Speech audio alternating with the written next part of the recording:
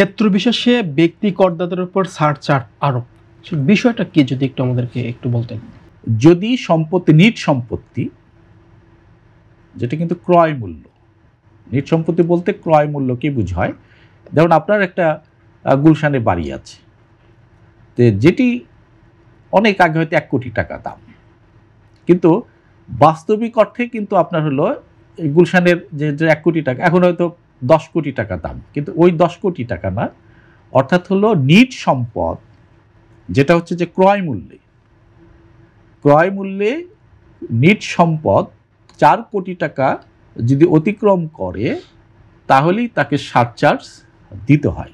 এবং এর ব্যতিক্রম আছে, যদি সম্পত্তি 4 কোটি টাকা অতিক্রম নাও করে, সেই ক্ষেত্রে একাধিক গাড়ি যদি থাকে এবং 8000 স্কয়ার ফিট এর বাড়ি যদি থাকে, অর্থাৎ নিট সম্পত্তি 4 কোটি টাকা অতিক্রম যদি করে, অথবা আপনার হচ্ছে যদি অতিক্রম নাও করে, সেই ক্ষেত্রে আর দুটো ব্যতিক্রম আছে। সেটা হচ্ছে যে একাধিক গাড়ি যদি থাকে, আর হচ্ছে 8000 স্কয়ার ফিটের যদি বাড়ি আপনার থাকে, তাহলে সারচার্জ দিতে হয়। সারচার্জটা কীরকম ক্যালকুলেশন করতে হয়, সেটা হচ্ছে যে আপনার যে ট্যাক্স আসবে, যে আয়করটা আসবে, সেই আয়করের উপরে মানে ট্যাক্স ক্যালকুলেশন হয়।